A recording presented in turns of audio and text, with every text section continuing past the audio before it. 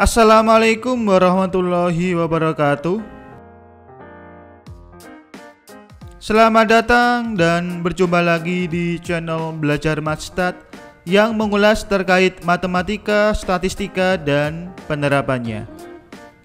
Pada video tutorial sebelumnya, apabila kita ingin menguji keperbedaan dari rata-rata dua kelompok populasi atau sampel yang saling bebas atau sampel yang independen, dapat menggunakan uji perbandingan rata-rata dua sampel saling bebas atau independen. Nah, sekarang bagaimana jika kelompok populasi atau sampel yang akan kita uji ada 3 atau lebih? Apakah uji tersebut masih bisa kita gunakan? ANOVA atau Analysis of Variance adalah suatu metode analisis statistika yang termasuk ke dalam cabang statistika untuk menguji perbedaan rata-rata pada kelompok sampel yang lebih dari 2 kelompok. Nah, di sini saya contohkan sebuah perbandingan dengan perlakuan berupa metode pembelajaran A, B, C, D pada suatu sampel yang saling bebas. Dalam hal ini, apakah terdapat perbedaan rata-rata untuk setiap metode pembelajaran atau tidak? Bisa juga apakah terdapat minimal satu metode pembelajaran yang memiliki rata-rata yang berbeda dengan yang lain. Melanjutkan pertanyaan di awal tadi, mengapa kita memakai ANOVA untuk perbandingan rata-rata lebih dari 2 kelompok populasi atau sampel? Mengapa kita tidak melakukan dengan cara yang sama, yaitu dengan menguji perbandingan rata-rata 2 kelompok sampel atau populasi yang saling bebas dengan uji T? Misalkan kita menguji rata-rata populasi 1 dengan populasi kedua, kemudian populasi 1 dengan populasi ketiga, populasi kedua dengan populasi keempat, dan seterusnya. Karena ketika kita melakukan uji hipotesis rata-rata untuk populasi 1 dengan populasi kedua, maka kita akan melakukan sebanyak alfa kesalahan. Kemudian untuk populasi 1 dengan populasi ketiga, rata-ratanya kita bandingkan, maka kita juga akan melakukan kesalahan sebanyak alfa kesalahan. Atau juga populasi kedua dan populasi keempat, dan seterusnya. Jika ada sebanyak n populasi, maka kita akan melakukan kesalahan sebanyak alfa dengan kombinasi n dari 2, dan itu akan banyak sekali kesalahan yang akan kita lakukan. Jenis ANOVA secara umum, pertama ada ANOVA satu arah. Dalam hal ini, ANOVA satu arah hanya memiliki satu faktor dengan beberapa perlakuan yang akan kita bandingkan, yaitu membandingkan metode mengajar A, B, C, dan D. Kedua, ada ANOVA dua arah yang memiliki 2 faktor dengan beberapa perlakuan yang akan kita bandingkan. Kedua faktor itu meliputi metode mengajar A, B, C, D, dan E, kemudian jenis kelas yang meliputi kelas 1, kelas 2, dan kelas 3. Kalau jenis ANOVA yang pertama dan kedua tadi hanya memiliki 1 dan 2 faktor, dan terakhir ini yaitu MANOVA yang memiliki faktor yang lebih dari 2. Sebelum kita menggunakan ANOVA dalam pengujian kita, ada beberapa hal yang harus dipenuhi dan asumsi-asumsi yang harus dipenuhi dalam penggunaannya, yaitu yang pertama, data harus berdistribusi normal. Kedua, varian dari populasi yang akan kita uji yaitu harus sama atau homogen. Dan yang ketiga yaitu kelompok populasi atau sampel yang diuji tidak saling berhubungan atau saling bebas. Video ini mengkaji pada ANOVA satu arah dengan hipotesisnya hanya berupa hipotesis 2 arah sebagai berikut, dengan H0-nya yaitu tidak ada perbedaan rata-rata antara populasi 1, populasi kedua, populasi ketiga, sampai populasi ke N. Kemudian dilanjutkan dengan H1-nya, yaitu terdapat perbedaan rata-rata antara populasi 1, populasi kedua, sampai populasi ke N. Atau dengan H1-nya bisa juga dinyatakan dengan setidaknya ada satu kelompok populasi yang tidak sama dengan yang lain. Atau bisa jadi tidak semua populasi yang dibandingkan itu sama. Misalkan kita punya 3 populasi yang akan kita bandingkan, yaitu populasi 1, populasi kedua, dan populasi ketiga. Sehingga H0-nya yaitu tidak ada perbedaan rata-rata antara populasi 1, populasi kedua, dan populasi ketiga. Nah, untuk ilustrasinya ini bisa kita lihat bahwa titik tengah dari masing-masing populasi itu cenderung berhimpitan. Sedangkan untuk H1-nya dengan deskripsinya yang meliputi terdapat perbedaan rata-rata antara populasi ke-1, populasi kedua, dan populasi ketiga. Atau setidaknya ada satu kelompok populasi yang tidak sama dengan yang lain. Dalam hal ini bisa saya ilustrasikan sebagai berikut. Misalkan dalam contoh ini, populasi ketiga itu tidak sama dengan yang lain. Artinya nilai tengah dari populasi ketiga itu menjauhi atau jauh dari nilai tengah yang lain, seperti populasi ke-1 dan populasi kedua. Sementara populasi ke-1 dan populasi kedua, dalam hal ini misalkan ini memiliki rata-rata yang cenderung sama, maka nilai titik tengahnya itu cenderung berhimpitan. Atau dengan deskripsi yang lain, yaitu tidak semua populasi yang dibandingkan sama, atau semua dari populasi ini, baik itu populasi ke-1, populasi kedua, dan populasi ketiga, itu saling menjauhi dari setiap nilai tengahnya. Kemudian untuk struktur data dari ANOVA satu arah adalah sebagai berikut. Di sini saya contohkan ada 4 perlakuan, yaitu perlakuan A, B, C, D, atau perlakuan 1, perlakuan 2, perlakuan 3, dan perlakuan keempat. X11 ini mewakili data perlakuan ke-1 dengan observasi ke-1.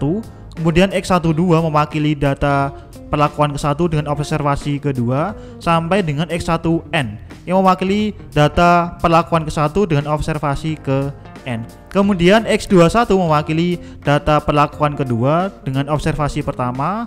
Kemudian X22 mewakili data dengan perlakuan kedua dan observasi kedua sampai dengan X2N. Dilanjutkan sampai dengan perlakuan keempat atau D dengan observasinya sampai ke N. Uji statistik dalam ANOVA satu arah ada beberapa istilah yang perlu kita pahami, yaitu yang pertama ada JKT yang merupakan singkatan dari jumlah kuadrat total, yang merupakan selisih antara jumlah kuadrat dengan rata-rata totalnya.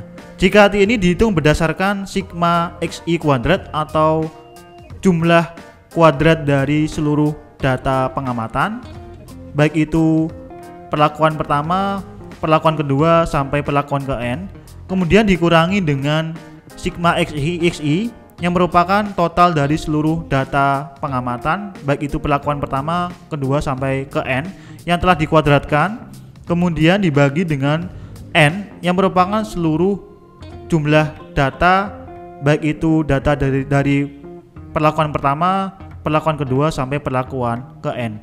Kedua, ada istilah JKP yang merupakan jumlah kuadrat perlakuan yang mengukur perbedaan variasi rata-rata kelompok atau perlakuan terhadap rata-rata keseluruhannya, di mana ada sigma TK kuadrat per NK.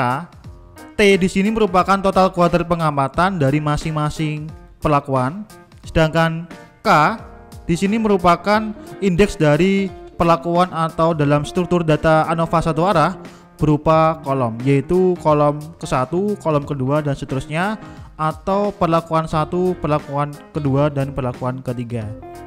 Kemudian NK ini merupakan jumlah dari data perlakuan atau kolom ke-1, kolom kedua, sampai kolom atau perlakuan ke N. Terakhir ada JKE yang merupakan jumlah kuadrat error yang diperoleh dari selisih antara jumlah kuadrat total dan jumlah kuadrat perlakuan.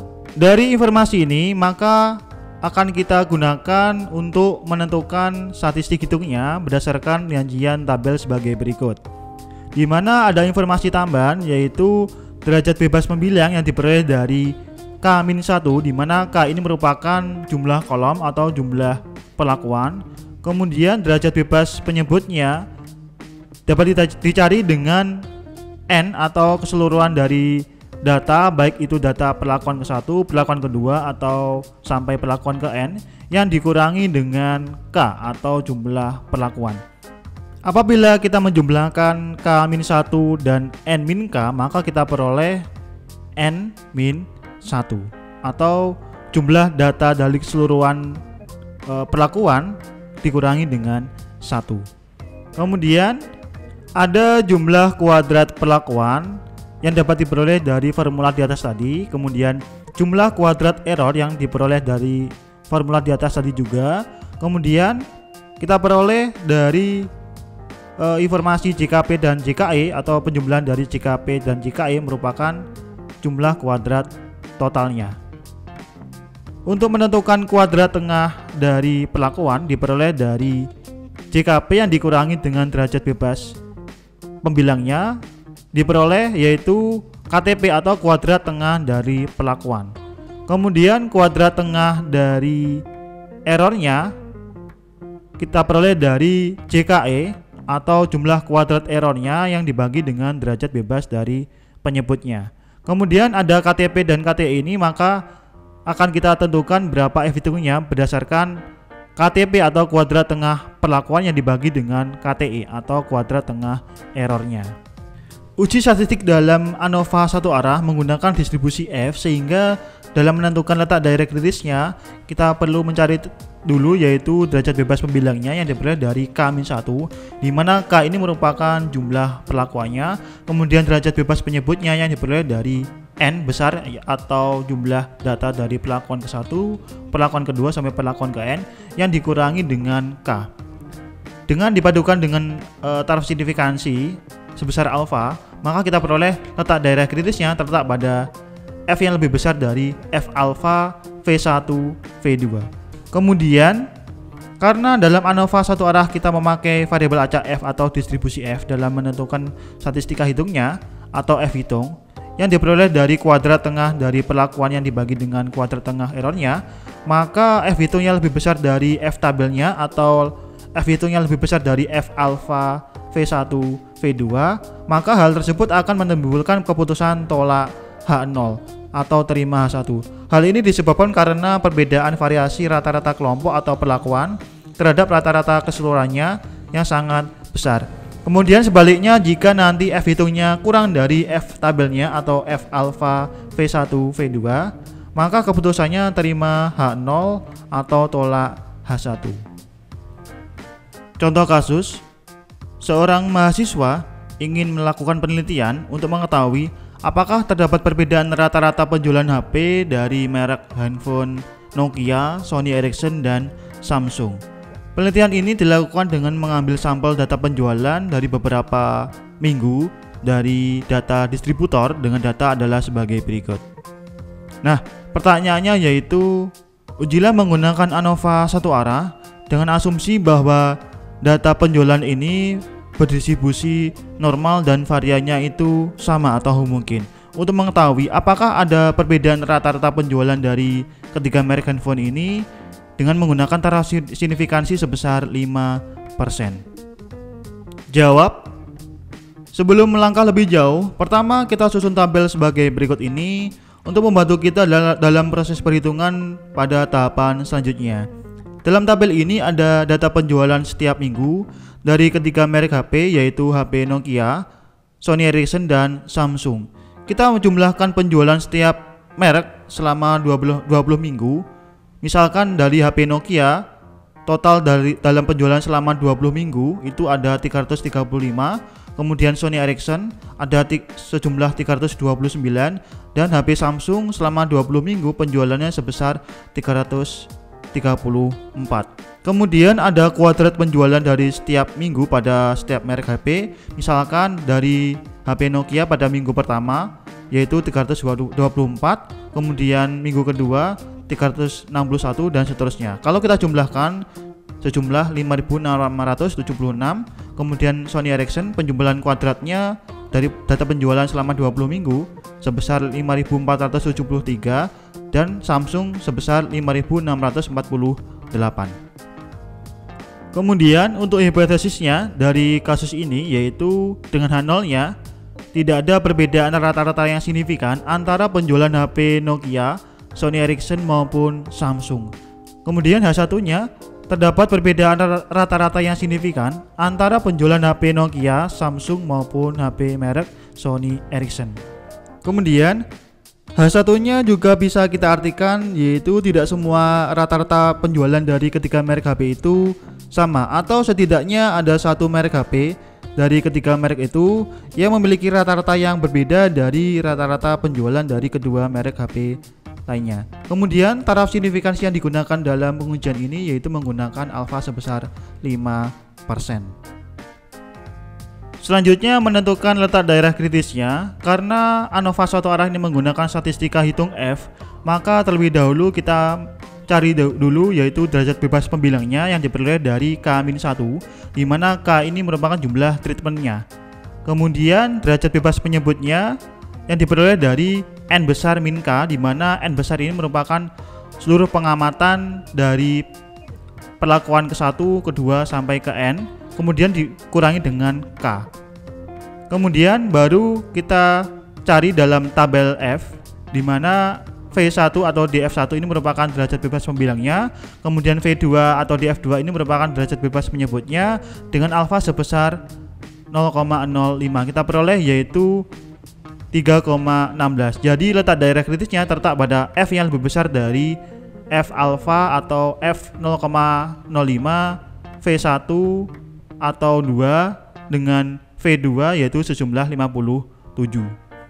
Kemudian dilanjutkan dengan uji statistik yang dimulai dari JKT atau jumlah kuadrat total yang diperoleh dari sigma SI kuadrat, di mana sigma SI kuadrat ini merupakan jumlah kuadrat dari data pengamatan atau observasi dari perlakuan ke-1, perlakuan ke-2 sampai perlakuan ke N.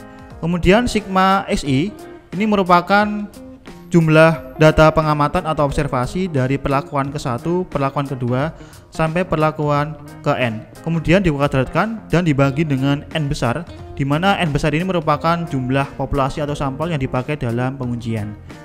Kemudian hasilnya yaitu dari jumlah kuadrat totalnya yang diperoleh 196,9. Dilanjutkan ke jumlah kuadrat perlakuan atau JKP yang diperoleh dari sigma TK kuadrat yang dibagi dengan NK dikurangi dengan sigma SI kuadrat yang dibagi dengan N besar. Hasil yang diperoleh dari JKP atau jumlah kuadrat per perlakuan di sini kita peroleh 1,03. Kita lanjutkan ke JKE atau jumlah kuadrat error yang diperoleh dari selisih antara JKT dengan JKP. JKT yang kita peroleh dari atas tadi yaitu 196,9, kemudian JKP sebesar 1,03, maka kita peroleh JKE yaitu sebesar 195,87.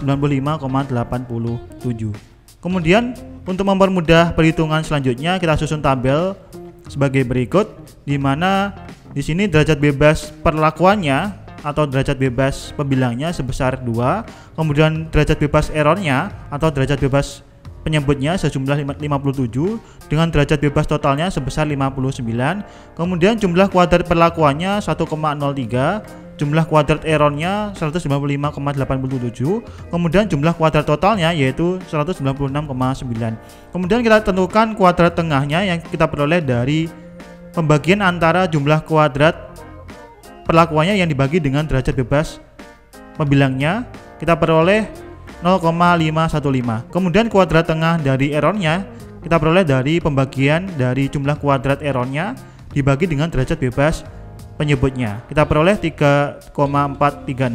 Kemudian untuk F hitungnya kita peroleh dari pembagian antara kuadrat tengah dari perlakuannya yang dibagi dengan kuadrat tengah dari errornya, kita peroleh yaitu 0,15.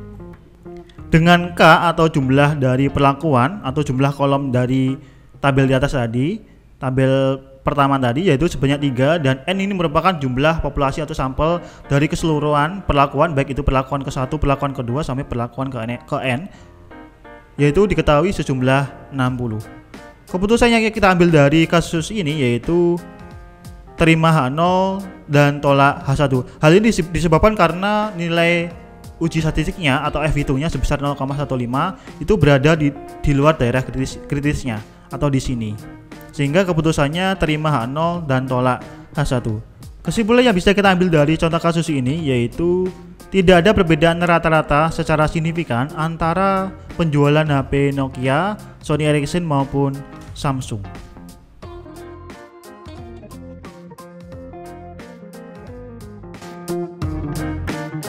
Demikian beberapa hal yang bisa saya sampaikan. Insya Allah kita akan lanjutkan lagi di video selanjutnya. Terima kasih atas perhatiannya, semoga bermanfaat. Wassalamualaikum warahmatullahi wabarakatuh.